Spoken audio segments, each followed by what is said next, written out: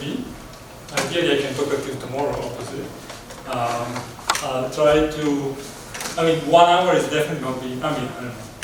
Honestly, I really don't know. It's the first time I give this topic to someone that is not at least an undergraduate studying mathematics. So, yeah, it's a bit of a challenge. Do I introduce myself? Do you introduce me? Okay, hello. Did you start already? Okay, so hello, I'm Matteo Paganin. I'm a bachelor, master, and PhD all in mathematics. It could sound boring, but it wasn't. I like it. And now I'm an instructor here in Sabancı. Most of you saw me already, at least as a coordinator of some calculus course. Some saw me as a coordinator of the calculus courses as a theory student. So today I will talk about category theory. As I said before, ideally it's a topic that doesn't require any real previous knowledge, as long as you know what the set is. That's already not a completely trivial statement, but as long as you know what the set is, that's fine. Problem is, when I write down the definition of a category, it's not going to be that clear because mainly you like examples. And example is what makes the difference, and this example is why usually I give this course to at least an undergraduate students in mathematics, at least second year. I already think third, fourth will be better, but yeah. So this is my challenge tonight, trying to talk about these things also to people who never saw vector space yet. But yeah, I hope it's going to be clear. If there are any question, ask. That's a question. Okay. So again, since the audience is very varied, I may bore you a bit, but at least at the beginning, I want to at least recall 4 things that probably you know already, just to be sure I will use throughout the talk. So very briefly, the first thing is like sets. I'm sure you know them, but let me just recall. So first of all, since I'm recorded, I should probably say, I will not define what a set is. I will say, okay, everybody knows what a set is. Ideally, this is a wrong statement. If you leave sets to intuition, it's very fast to get to a contradiction. If you don't know what I mean, search the Russell paradox on Wikipedia and you'll find it. So I will not talk about these things, but someone did before me. It works, so I'll use it. So what a set is, I will not say. Okay, so the sets are collection of objects, collections of elements actually in general, and as I said, collections, I'll never say what it is. Ideally I should, but I won't. Then given 2 sets, we can talk about functions between sets,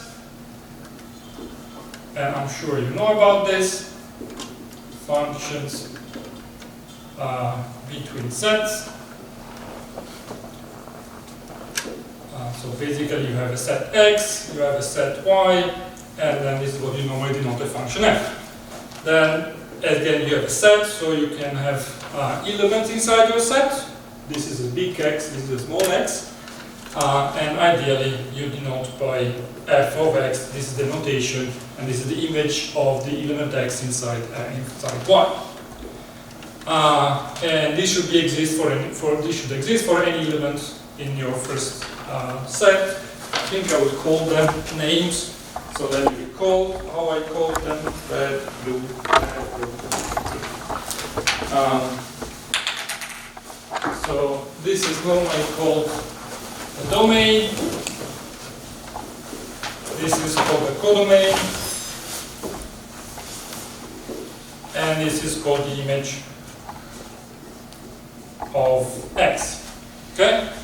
And then we all know that, so the notions, if something that I say is not clear, ask me. Basically, I mentioned these things, so if you forgot, I can step them. Okay? But I make a list of things that I kind of assume that more or less you know. Okay, so we can compose functions sometimes. We can compose functions. Yep. Okay, so if you have a function f from x to y, and you have a function g from y to z, then we have a function, we call it g after f, from x to z. I just said to z. Okay, and so if you have an element x here, we associate to x g of f of x. So this is the way how we compose functions. Okay, and in general, this is called composition.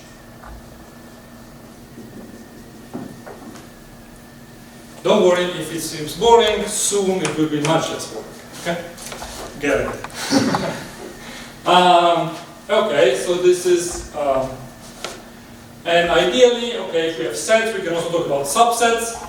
But this is something I want not to talk too much about because it's a bit more a delicate topic, so let me just forget about this. Of course, we have a special function that is called the identity. So every set x has a identity function.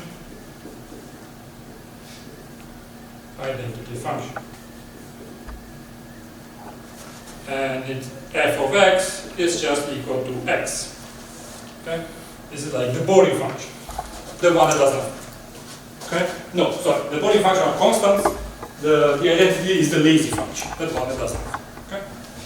Okay, this is one thing that I will use throughout the talk. Then partially ordered set. So partially ordered sets. I mean, I need some examples, so I have to introduce them. These are long things, so for friends, these are called posets. Okay? And from now on, I'll say poset. So a partially ordered set is a pair, S and less than or equal to. So this guy is I should use red. So this guy is a set. Okay, so we talk about sets here. And this guy is called a ordered relation. Ordered relation. So basically, if you want, it's a list. Okay, this is a. Okay, so this is a list of pairs in S. So, okay, so the list of pair A, comma B, technically speaking, I should say this. Okay? So, and A and B belongs to S. So this is my, this is my example. So maybe let me write better.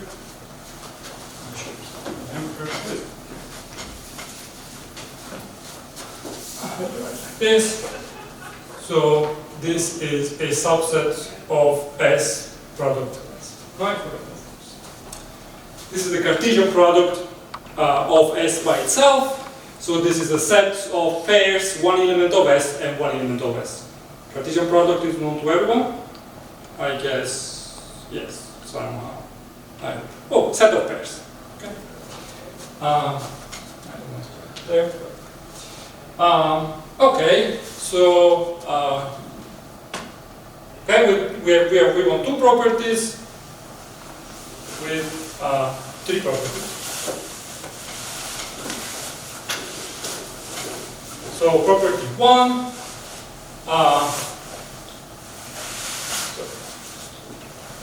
so notation. So instead of writing that the pair ST, sorry, maybe ST belongs to this thing here, we write S less than or equal to T. This is what we normally say. So we want these properties. So if S must be less than or equal to S. I use less or equal than because this is what I'm actually defining basically. So this is this is notation for this, and this is just an element of my list of pairs. So basically, this is a list of pairs that I want to call less than or equal to. So, and this is the property one that I want to have. So in this set here, I want the pair S, S. Maybe let me rewrite it in blue. I'll use all the colors very soon anyway. So if I want to write it really precisely, I should write this is happening. Then the other property I want is that if S is less than or equal to T and T is less than or equal to S, as we all know, if something is more than something else and that something else is smaller than the previous one, then they're supposed to be equal, right? And this is exactly what I want. So this must imply that S is equal to T. If you want to write it, this is the last time I do it. Basically, this I should rewrite if S, T belongs to this set and also T, S belongs to this, then S equal to T. Okay. And the last property is okay. I mean, if S is less than or equal to T and T is less than or equal to U, then I hope that S is less than or equal to U. I mean, you can think always as the usual example. So examples actually. So example 1 is of course the natural number with the standard order. So 1 is smaller than 2, 2 is smaller than 3, 3 is smaller than 4, and so on. Of course, this is all verified because every number is more than or equal to itself. And if a number is more than another one, and the second one is more than or equal to a third one, then okay, the first one is more than this one. And also this is this is this one. This was the other one. If a number is more than the second one, and the second number is more or equal to the first one, then the two numbers are equal to each other. This is one example. I just want to give at least another more weird example. So this is again the real number with divisibility. So divisibility, it means that I decide that m is less than or equal to n if and only if m divides n. Okay? So in this case 2 is less than or equal to 4 because 2 divides 4. 3 is not less than or equal to 4, for example, because 3 does not divide 4, and vice versa too. 4 is not less than or equal to 3 because 4 does not divide. So in this case, for every pair of elements you have of n, you can say who is bigger, who is more than who. But in this case, you cannot. Okay. So in this case, for example, if I have to give examples, 2 is less than 4. 2 is less than 4. 2 is not less than 3, and 3 is not less than 2. Okay. So, and this is why partially. Okay. Because for some pairs you can answer the question who is smaller. For some pairs you may not. Okay. So this is one example. Then okay, I wrote on the then clearly don't quite not enough, so I have to go on here. Graphs. I don't know if all of you know about the graph. I mean, everybody, I guess, saw a graph. So what a graph is for you, I don't know exactly, but let me give this short definition. So a graph, I mean, ideally it's something with some things that you would write probably something like this. We want the graph to be ordered, by the way. Okay, so I need, what did I use? Blue. So these blue things are called, this is a vertex, this is an edge, and actually I also want, because later I will use it, this is, for example, a path. Okay? And actually, so if I give this name f, this is the source of f, and this is the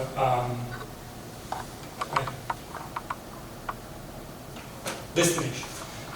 The destination of f. So basically, a graph is two things. No, sorry, many things. So it's two set. So it's a set V of vertices, a set E of edges, and two functions that I can call S from E, from E to V, and D from E to V also, and this is okay, so for every edge, I tell you which is the source and which is the destination. Okay? Have you seen the definition of graphs or never ever? Never ever. Someone yes, someone so. Okay. I mean, what the graph is, I guess you saw it somewhere in the internet or whatever. I mean, ideally it's that you put some dots and you put some arrows on the graph. That's a graph. Where in the arrow it's an oriented graph. A way to formalize the graph is to say, okay, these are my vertices, and so they're all the dots. And here are all the edges, so all the arrows or whatever. The only thing I need to preserve this data, if I have to call a friend on the phone, on an old phone, you can't take a picture of the graph, you have to call him on the phone. You can say, okay, so the edge, whatever, has this source and this destination. The cells, whatever else, the edge, whatever else, has this source, this destination. And with this list, you can actually tell your friend how to redraw the graph without sending a picture of the graph. Okay? So this is exactly the idea. So you have two sets and two functions from the edge to the vertices. Okay? Very roughly speaking. I know you would like to say, why can't I have just the set of vertices and the set of edge? Well, I don't like that, because basically it means that I can only have, I may only have one edge between two vertices, but I want to have multiple ones. So I need to have this separated. Okay, so this is my graph. What else I want to do? Monoids. No, I think I will skip monoids, because otherwise we die. And okay, so these are the things that I want. Now, please, I don't know if so far it's all clear? At least a bit? Okay, so now I think it won't be clear at all. So bear with me for like 5-10 minutes, then I will try to explain what is going on. Okay, no spoilers. So, okay, I already kind of waited long enough. Now I actually want to tell what a category is. This is all it is, right? So a category is the following thing. So a category C is the following data altogether. So first of all, you want a set. Okay, should I make it unclear or not? Okay, let me make half. So a set that we write like this. I'll say what it is, but this is a set. Oh, it's a set. No, actually, let me make it unclear, otherwise we confused. So a set C. Then 2. So we have so for every pair x comma y in C. So I take 2 elements here. Okay. We want a set, another set that I call kxy, such that So with the following properties. With the following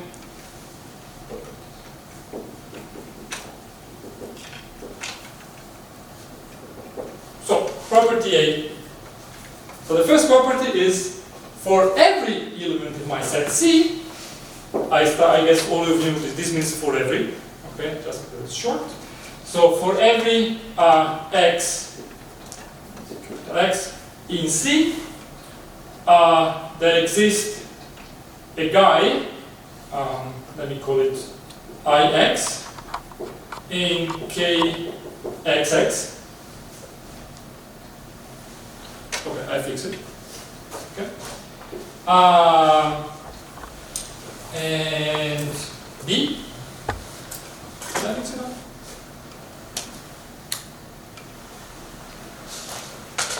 Kind of. What I can say. So B, for every three objects, yes. For every x, y, z in C, there exists a map. Ball, I don't know, x, y, c, z from k, x, y, Cartesian product, k, y, z to k, x, z. I promise it's not going to understand everything. Be strong for 5 minutes more. So there's this function here, such that, so let me say c. I messed up with the letters. Yeah. So for every f in k x y and yeah, okay, for every k x and y, we have that ball x x y of I x comma f is equal to ball x, y, y, f, comma, I, y, and this is equal to f. Okay. And d for every f in k, x, y, g in k, y, z, h in k, z, w.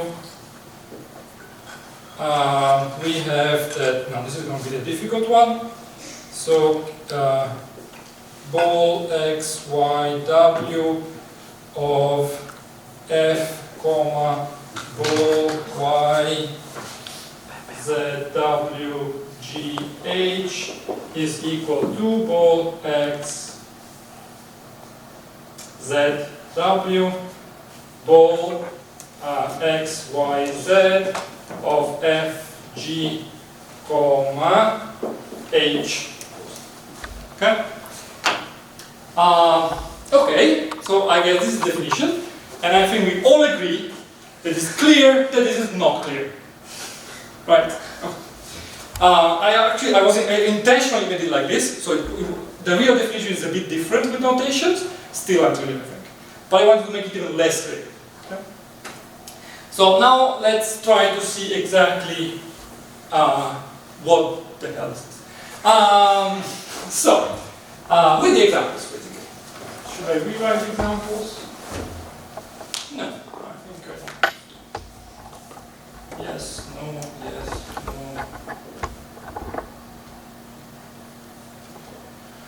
No. So, a category free. So, first of all, so let me translate things. So, we want to look at sets as an example of categories. Okay? So, I need a set C, first of all. Now, the set C is all the possible sets. Actually, let me write here example.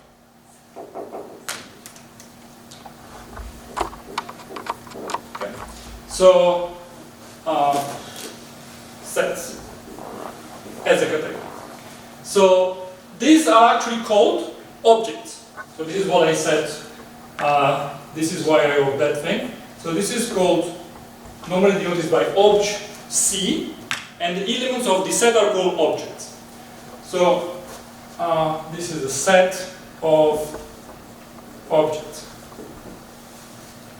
And in the category of sets, the objects of the category of set are all the possible sets. Okay. So objects of the category set, so my C is set. This is the name I give. So these are all possible sets. All possible sets. Now, as I said, illustration is dying in this moment because I say all possible sets, because that's not a set. But yeah. So these are my objects. Now, okay, so for every pair of these things, so for every two objects, I want, what do I want? I want another set. Okay? Actually, again, so the real notation of this guy is hom C xy. This is what we normally call this guy here. And this is a set of morphisms. Actually, if you haven't done much mathematics, this will not ring any bell. But if you're done linear algebra, this might remind you of homomorphisms, of vector spaces, for example. When you will do linear algebra, so now we want to have hom set xy. So now these are two sets. Okay, if I have two sets, given two sets, okay, we can talk about functions. So my home is all the possible functions between my two sets. All of them. So these are all possible functions from x to y. Okay? Now, okay, we got here. Now we want, yeah, let me go here, for example. I should have cleared this. So for every three of, did that make sense to me? No. For every three sets, okay, for every three objects, I want something from the pairs of morphisms to the pair of morphisms between the first one and the last one. So basically, what I want to have, I take three sets, x, y, z. Now they are sets. Okay. Then I take hom C x, y. I take hom C, this is set y, z. So I have all the possible functions from x to y, all the possible functions from y to z. I want to take one here, one here. This is what I want to do. Okay. And I want to associate one function from x to z. Okay, so if I have a function from x to y and a function from y to z, what can I do? I can compose them. Okay? So the candidate, actually the usual name of this is called composition of morphisms. So this is called composition of morphisms. Because now these are called morphisms, this is the composition of morphisms. And what do I want? I want a few axioms. One is that for every set, there is a specific map, a specific function, here, a specific morphism, okay, with this property. That basically says, okay, if you compose my mysterious guy with any other morphism, or my morphism after my mysterious guy, well, nothing happens. In here, I would say if you take the identity function, the one that does nothing, if you use it before, take f, for example, if you first take x and then you associate f of x and then you apply the identity of f of x, you keep f of x, so nothing happens. If you take x, you apply the identity on x, so nothing happens. And then you apply your function, you get f of x as before. So basically you are describing exactly the behavior of the identity. So in here, Ix is just the identity of my set. This is the identity as a morphism in the definition, and this is the identity as function in my category of sets. Okay? And not surprisingly, this is actually called the identity on X. So this is called the identity on X. Okay? And this is the defining property of the identity. You can prove there's only one. And finally, you have this property here that is called associativity of the composition. Associativity of the composition.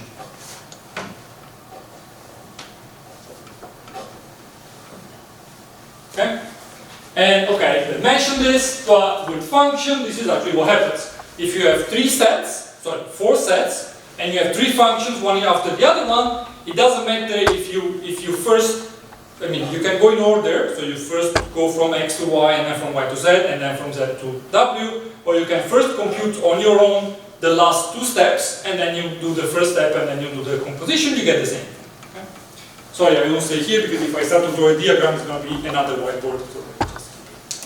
So this is the requirements I have. So basically, if I want to write this in a short form, I would actually write that H after, let me actually keep that one, in this order here. So if I rewrite this in the same order, what I have here is that F after G after H is actually equal to F after G after H. Okay? And actually, so this is what normally happens in functions. In the category, this is a weird writing. You write the first time you explain them, and you never write it like this ever again. You just change notation. So as a notation, what should I write it here? Well, here because I don't have much space. So notation. So instead of writing bool x, y, z of f, comma, g, what you write is g after f. Okay? Ideally, I should write bold x, y, z, because these are all different. I should also add c here, because there could be another category with different stuff, but let's forget it. Okay? So in practice, actually, after these translations, I don't know how you got this translation, but the real idea is like the category is literally modeled on sets. Okay? So you see what happens in the category of sets, and then you try to take what are the things that you really like about it, and you just give it this definitions like this. Okay?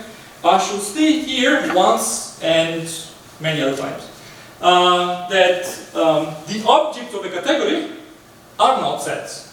Okay? Maybe I don't know how much you have worked with mathematics. As a paradox, especially to mathematicians, okay? Objects are not sets. If you haven't worked much with mathematics, this might not be an automatism, so it would be okay. But if you work a lot in mathematics, objects are not sets. Okay? And morphisms are not functions. Let me give an example where this thing goes wrong. So the thing is that one of the beauty of category theory is that this definition is so open that many things are actually categories. Okay? So set is the primary example, kind of your best friend, basically, for whatever intuition you want to have about categories, but that's not the only example. So let me actually give another example. How much have we used so far?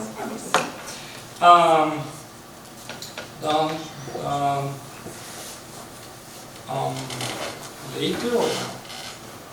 No, let me use graphs. Let me use graphs. Yes. First this and then again. So another example. That's not really an example. It's like categories from graphs. More. Categories from graphs. So now, assuming you have a graph, okay, and you want to actually build out a category graph. So, okay, if you want to define a category, what do you need? The first thing you need, a set of objects. we call them. Okay, but in this. Okay, so we need to define this. So we have let's assume we have a graph. So my graph is G, E, S, and D. So this is the set of B. This is the set of vertices, the set of edges, the set of the function of source, and the function of destinations. Okay. So now my objects, I want to define. So this is my graph G. I want to define the so-called free category over G. Sorry, this is the name. I have to give it. There is a reason about it, but let's forget it. So free G. This is called the free category on G. It's not working better. I don't know. This is called the free category on G. Okay? This guy. So we need to define the. This is free G. Now we are defining the objects of free G. So the objects of free G are the vertices. So that's easy. V. That's a set. Okay? So my objects are actually the dots that I have here. Okay? Now I need the morphisms. Any suggestion? Someone should say the edges. Can anyone say the edges? Pits. Huh? Pits. Okay, yes, the path. So the edges are not the answer, of course, but all the possible paths are. So now you need to say, okay, I take two vertices. Did I give names? No, I didn't. So let me give names. A, B, C, D. So A, B, C, D. So, so if I take A and B vertices in V, so two objects now, home, okay, now by extension I just call it G, but I should write free G here, but I'm just lazy to write free G, I just write G. A, B, so the set of morphism from A to B, it's all the set of possible paths from A to B in the graph there. So these are all possible graphs, sorry, paths from A to B in G. Okay. Now, okay. Well, we should check. The actions first of all. Right? So I define my sets here, my home. Now I have to define the identity, and I should define the composition first of all. I mean, I have two paths, and so I have the set of paths from A to B, the set of paths from B to C. How do I get the path from A to C? I literally compose the path. I mean, the word you use is composition of path. You just keep on walking from the last one you stopped. You went there. Okay? In here, okay, this is a bit too short. Let me add an extra part. No. Okay, I don't have enough path. Okay, let me do this. I mean, if I have the blue path, and then I have the green path, the composition of these two paths is just from A to A, just going all the way around here. Okay? This is my composition. Now I want to have something that is called the identity. And I would say that's going to be the path that doesn't go anywhere. Okay? It's like unstable. That's my path. I want to be able to be lazy. I don't move. That's my path. And then what I want to do, I want the associativity. Okay, so I assume we have three paths. And the claim is that if I do first the first path, then the second, and I consider one path, then I go to the third one, and I compose them. Or if I first the second path and the third one, and I compose them, and then I put the third path in between, in the end they are the same path. I hope intuitively should be clear that yes. Right? I hope it should be clear. I mean, I rely on intuitive definition of graph, of course. If I want to make it formal, I should take another whiteboard and do that. But I assume intuitively, as walking, if you think yourself on A and you start walking around here, you should be clear. Okay, so that's my thing, pretty much. Yeah, that's it. I think I verified everything.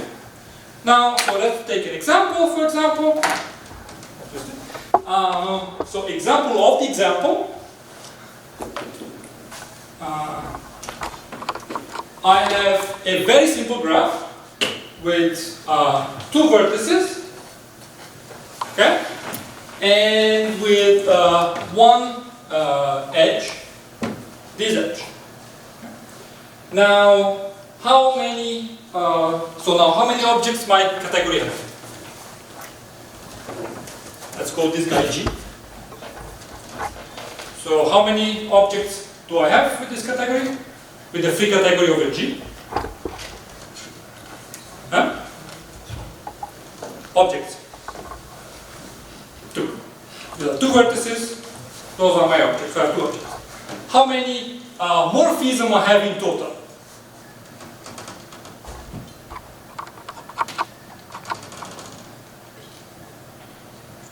I have to ask a question, otherwise your brain will not work. So in total, how many morphisms do I have? And make a poll. Who votes for 1 morphism? Someone. Who votes for 2 morphisms? Nobody. Who votes for 3 morphisms? 2 people in the back. Who votes for, I have no idea? Okay, the party of I have no idea morphism is clearly winning. Okay, so now let's count the morphism. So I have to count all the possible paths that I can do. Okay, so I have this guy. So, okay, morphism means like home stuff. Okay, so basically the things I can have is seriously. What's it working? So I have home. Let me give names. Let me go this A. This is correct. So I have om AA. Then I have om AB. Then I have om BA. And then I have om BB. Okay? So, because what I have to do, I have to take any possible pair of objects in my category, okay? And I have to check all the possible morphisms. And in this case, it's all the possible paths. So, I have 2 objects possible, so all the possible combination of these ones here. So, how many morphisms I have in here? I need to have 1, because my axiom requires to have at least 1. I need to have the identity. And indeed, I have the lazy path, not moving. Okay? That's my lazy path. So, this guy has at least the identity on A. And that's the only one. But because I didn't draw any other arrow. Then from A to B, how many paths do I have? 1. That's the only one I did. And because one I did from A, if I'm in A, I have to go to B directly. And once I get to B, I have no other way to go. So I have 1, and then we give this guy name. So we call this F, and this is F. Now, how many paths I have from B to A? None, because I have no arrow, so this is actually empty. Oops. This is the empty set. And how many paths from B to B? Okay, yes? We did not define the type of graph, that's why. This is my graph. The vertices are 2. Say it again? For example, can we define the A to A, the circle, in the graph? Say it again? We didn't define the type of graph. No, the graph is all of this. So, okay, if I want to do it correctly here, V has 2 elements, E has 1 element, and S is, okay, so if I want to define correctly this guy here, so B is AB, E is F, and S, and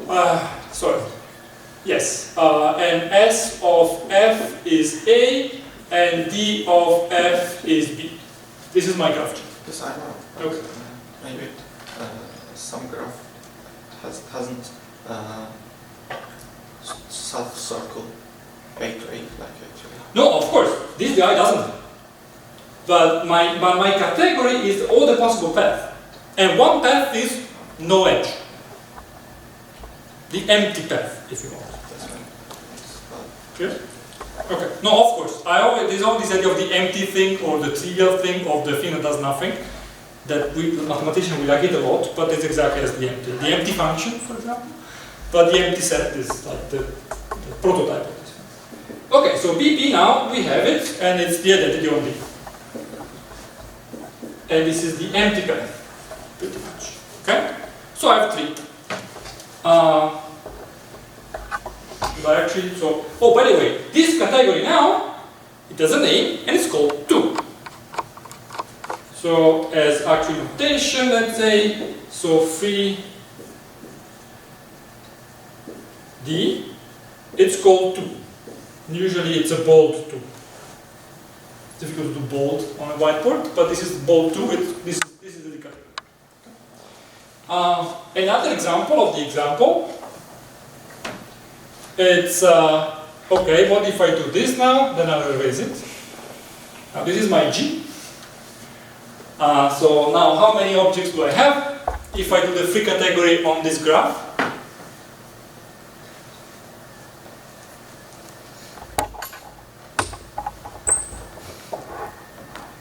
Three, thank you. Shy in this sense 3. How many morphisms do I have in total?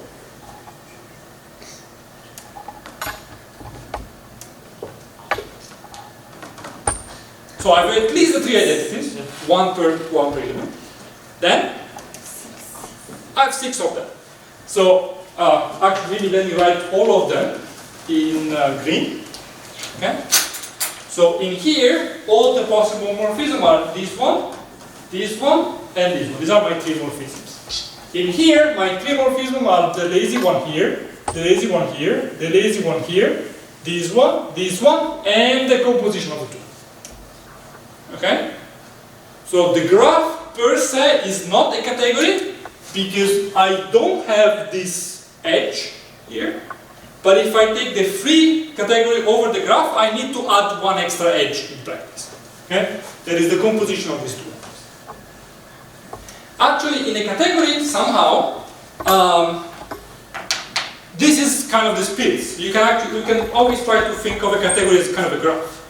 Because now I also want to kind of like take your attention on the following thing. So how much of this part of the whiteboard is the definition? How much of it is about objects? How much is about morphisms? So what do you think is important? Morphisms. Honestly, of objects, we couldn't care less. Okay? The whole definition of category relies on morphisms. And somehow the philosophy behind category theory is that I want to study all the properties of whatever I'm doing and all the properties of the objects through the morphisms. Okay? All the focus is on them. So again, you can think of a category as like stuff and way of transforming stuff. And the way of transforming stuff is what you really care about. Okay? Okay. Okay. Any questions so far? Kinda no. Or too many. I guess. Okay. So now I have to erase something. So let me erase this. And okay. So there's one more example.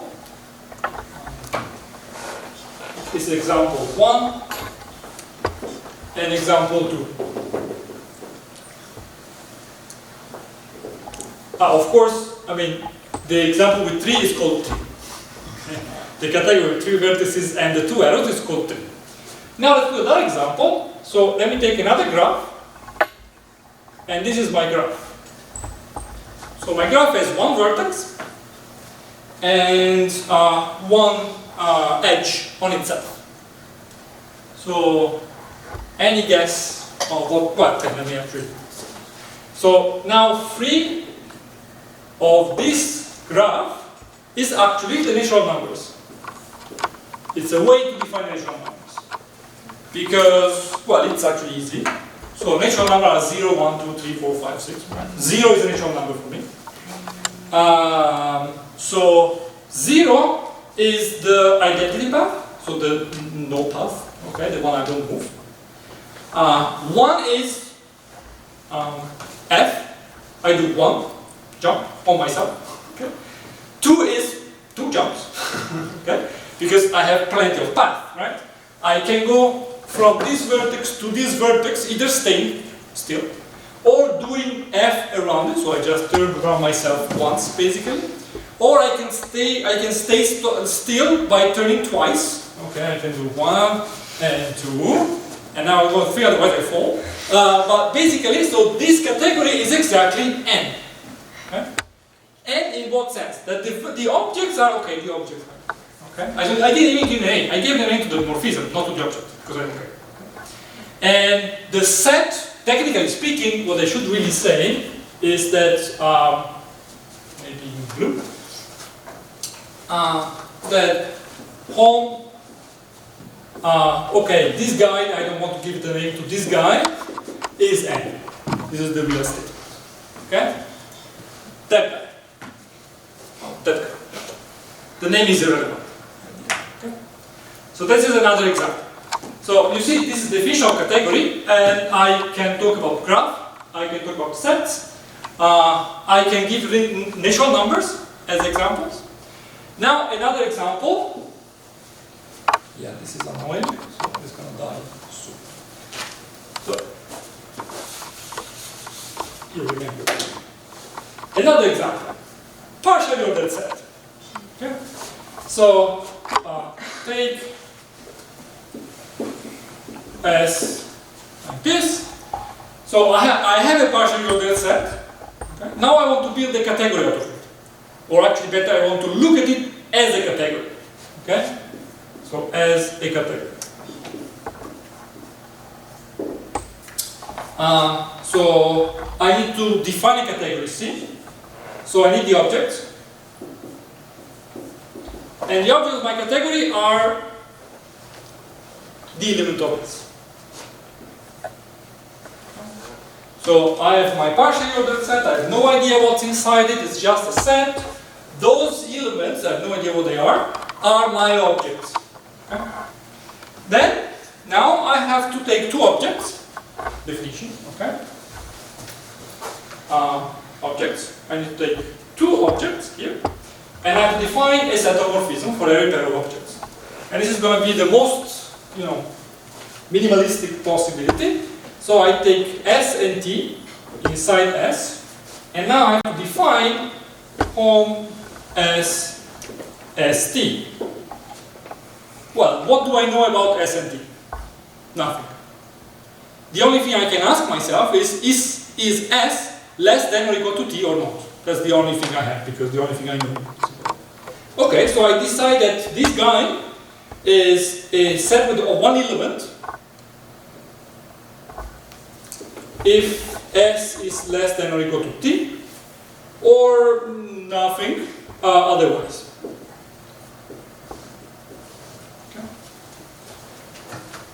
Okay. So again, this is only an example of how flexible is this definition. Okay. So let me talk about it again. So why is this a category actually? I mean, ideally this has nothing to do with functions and sets. So it's no arrows and graphs, no function or whatever, but it's still a category. Why? What do I need to do? I need to check the hypothesis, right? So what do I need to check? I need to check that there is a composition. To check that there is a composition, I know I'm losing you, but after this I try to go back to something more understandable. If I want to check that this is the category with these conditions, I need three objects. I need S, T, and U. I need to take two morphisms, one from S to T and one from T to U, and I have to find a way to compose them. Right? I have to define a. So I have my set of objects, my lib. I have the set of morphisms. I just how to do it, and then I need to compose morphisms. Okay. So I need to take an F inside home ST, and then I have to take a G inside home TU, right? And then I have to associate something that is home from S to U. Okay, now the question is, do I have one? First of all. Yes, I do. Because, what does this mean? If there is an element inside OM_ST, who is OM_ST? Well, OM_ST, the definition is here. It's like the episet in the worst case, or one element, and only one, if S is less than or equal to T. But the point is that F belongs to this guy. So this guy cannot be empty. Okay? So if it's not empty, that means that S is less than or equal to T. Okay? So this is not empty, so S is less than or equal to T.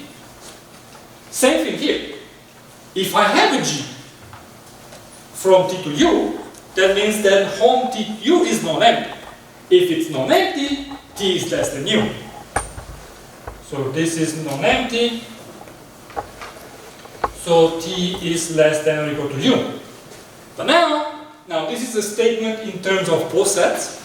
If S is less than or equal to T, and T is less than or equal to U, by this property, sorry if you have to follow me, I'm too fast. I have these two conditions, then what do I know? I know that S is less than or equal to U. Right? Okay, but then if the S is less than or equal to U, then home SU is non-empty as well. I have an element, right? Okay, so now I have here I have SU, and this is also non-empty. Okay? Because S is less than or equal to U, and this is an implication. So now, what is my request again? My request is like, okay, take a morphism from S to U, or from S to T. Take a morphism from T to U. You want to define a morphism from S to U. Okay, how many choices do I have exactly? One. Okay, which would I choose? That one. Okay, not I have many choices. Okay, so at least I can define the position. Okay, if I can ask the question, I can actually answer the question, and there's only one answer to this question. Okay, so that's going to be my composition. Now, does this respect all the possible axioms I have? Well, yes, of course, because that's the only possible one. Do I have identity, for example? Yes, I do have identity because, okay, first of all, if I have the identity, it means I take S and T equal to that. So, and this property says S is less than or equal than S. So if S is less than or equal to S, then home SS is non-empty. How many elements do I have? One. How many choices do I have? One. Okay? And if I want to check all these requests here, the whole point becomes to, do I have a choice? Yes. If I have one, how many I have? One. So that goes. Okay?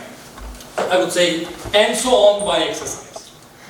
So, this is kind of the opposite. So a free category over a graph is a category over which you have all possible, okay, that's not exactly true, but all the possible paths between two vertices. Okay? But okay, so this is one opposite. This is one thing. So you have only one vertex and as many paths as you want. Infinitely many, actually. Here's the other way around. So you have plenty of vertices, because S can be arbitrarily big, but you don't really have many morphisms. So you actually have the minimum possible, close to the minimum possible. Okay? At most one of them. These two extremes are both categories, and they behave very differently, of course, but they're both categories. Okay, so now actually up to you. Now it's 7-4, yes? Can we take the age as an example too? We can take the word age like this, or they are identical. Wait, where? Here? For example two. Example two. Here. Yes. Can we take the vertex age like this? The other direction, in the other direction. Wait, I don't have it. They are identical. No, wait a second. No, if I don't say it, it's not. No. I mean, if I do twice the vertex. No, can we define the other vertex, the age? I'm sorry.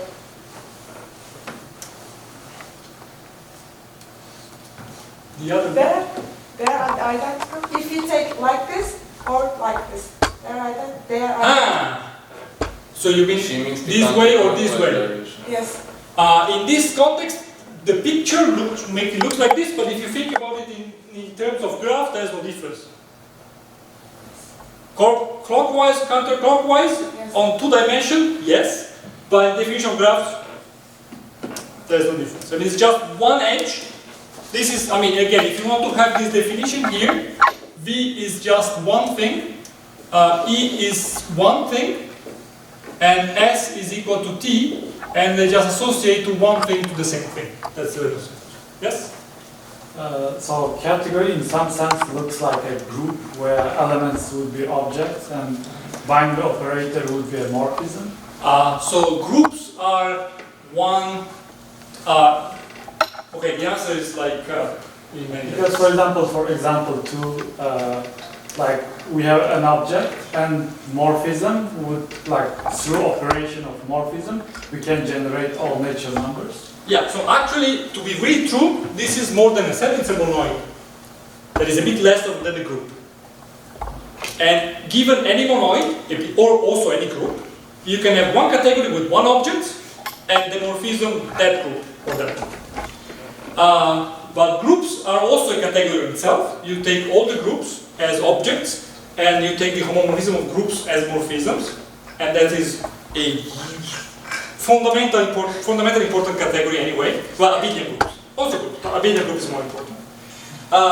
You can also have a definition of being a group using morphisms. So you can define a group object. So you have a category, generically, and you can say when an object is a group using morphism to define it.